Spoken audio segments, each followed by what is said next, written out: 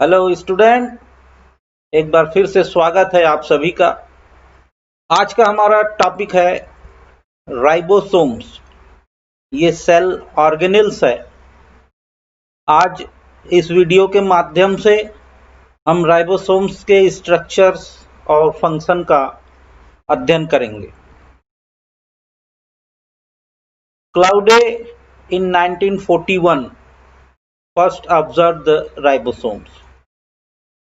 उन्होंने 1941 में क्लाउडे ने पहली बार राइबोसोम्स को ऑब्जर्व किया, देखा, और पेलाडे ने इन 1955 नेम द राइबोसोम्स।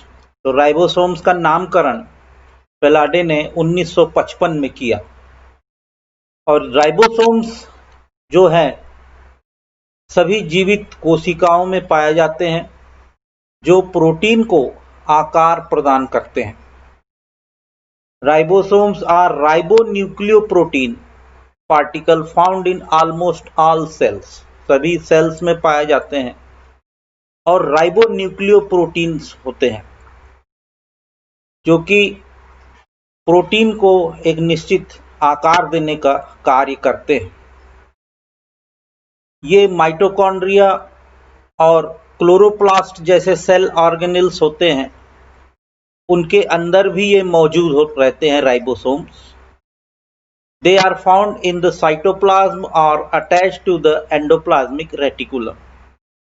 ये साइटोप्लाज्म में भी पाए जाते हैं अलग से, और एंडोप्लाज्मिक रेटिकुलम के साथ अटैच होते हैं। तो जिस एंडोप्लाज्मिक रेटिकुलम से अटैच होते हैं उसको रफ एंडोप्लाज्मिक रेटिकुलम कहा जाता है, और जो जिसमें एंडोप्लाज्मिक रेटिकुलम में राइबोसोम्स नहीं होता उसको स्मूथ एंडोप्लाज्मिक रेटिकुलम कहा जाता है। तो राइबोसोम्स की उपस्थिति के कारण एंडोप्लाज्मिक रेटिकुलम दो प्रकार की है। उसी प्रकार राइबोसोम्स जो है साइटोप्लाज्म में अलग से पाए जाते हैं और एंडोप्लाज्मिक रेटिकुलम के साथ अटैच होकर भी पाए जाते हैं, और माइटोकॉन्ड्रिया के अंदर होते हैं, क्लोरोप्लास्ट जैसे सेल ऑर्गेनेल्स के अंदर मौजूद रहते हैं। राइबोसोम्स की जो संख्या होती है वो सीधे कोशिका के आरएनए सामग्री से संबंधित रहती है। अलग अलग सेल में संख्या अलग अलग होती है राइबोसोम्स की। राइबोसोम आकार में गोलाकार होते हैं, उनका आकार जो होता है कांस्टेंट होता है। Ribosomes are assembly shop for protein synthesis, और ये एक बहुत बड़ी दुकान है प्रोटीन सिंथेसिस की। असेंबली शॉप इनको कहा जाता है। Ribosomes are also described as protein factories. Ribosomes को प्रोटीन की फैक्ट्री के रूप में भी डिस्क्राइब किया जाता है, जाना जाता है। और प्रोकैरियोटिक के राइबोसोम्स आकार में छोटे होते हैं, जबकि यूकैरियोटिक के जो राइबोसोम्स हैं वो आकार में बड़े होते हैं। तो ये इंट्रोडक्शन पार्ट था।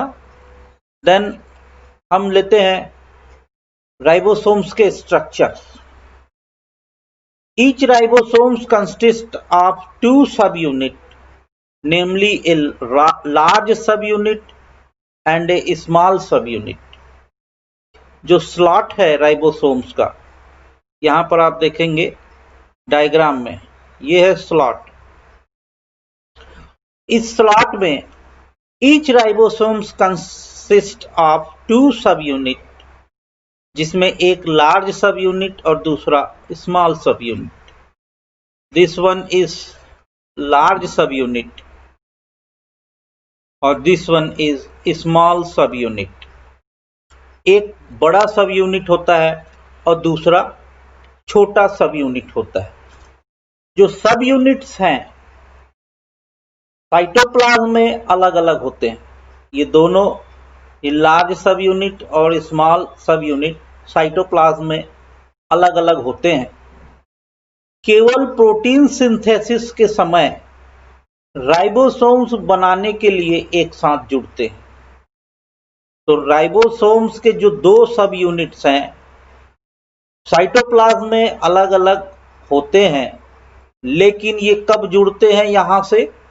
जब प्रोटीन सिंथेसिस के समय राइबोसोम्स बनाना होता है, उस समय ये आपस में जुड़ते हैं और आमतौर पर 5 राइबोसोम्स जुड़ते हैं और मैसेंजर आरएनए चेन में शामिल होते हैं।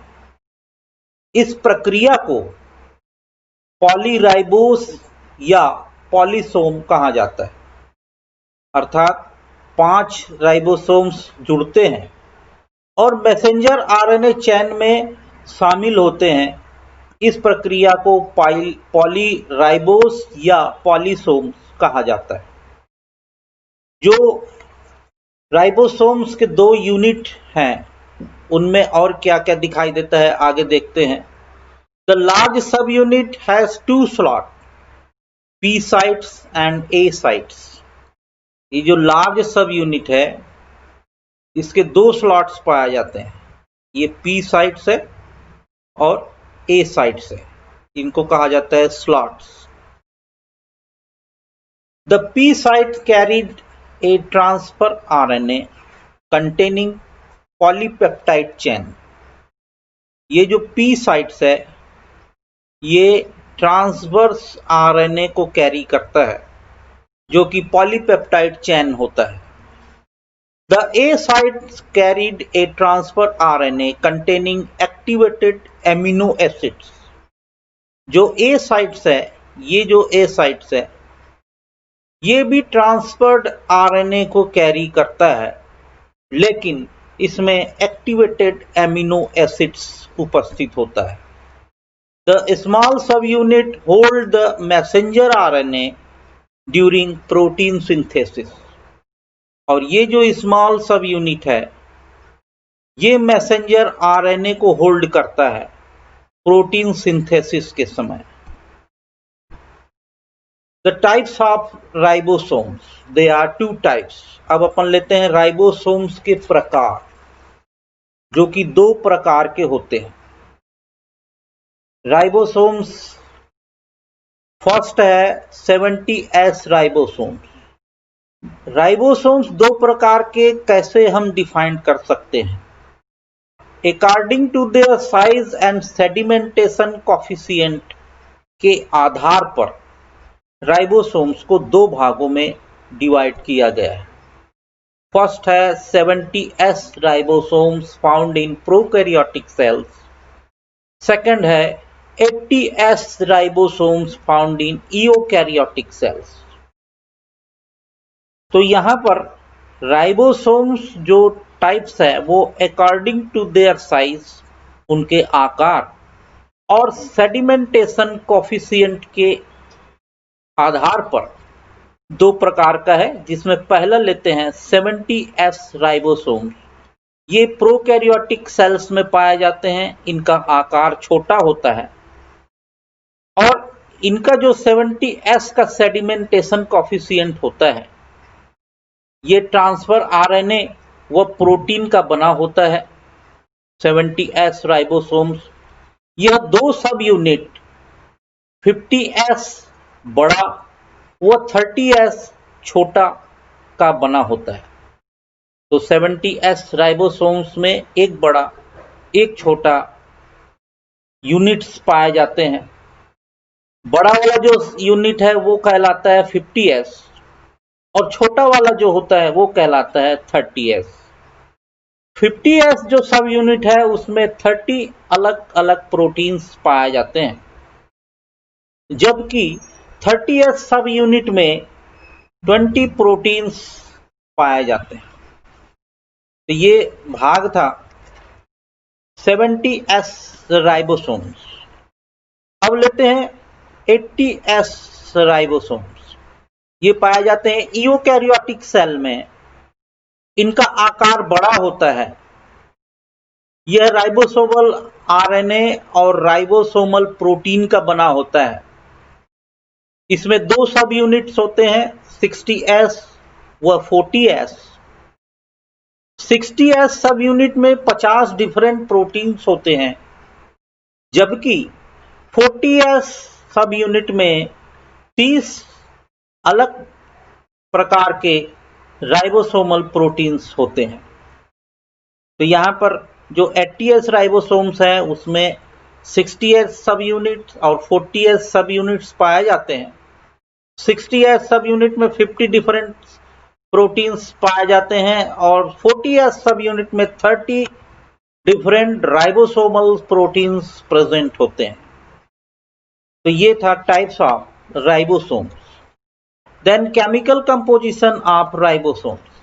The ribosomes contain RNA, protein, enzymes and metal ions.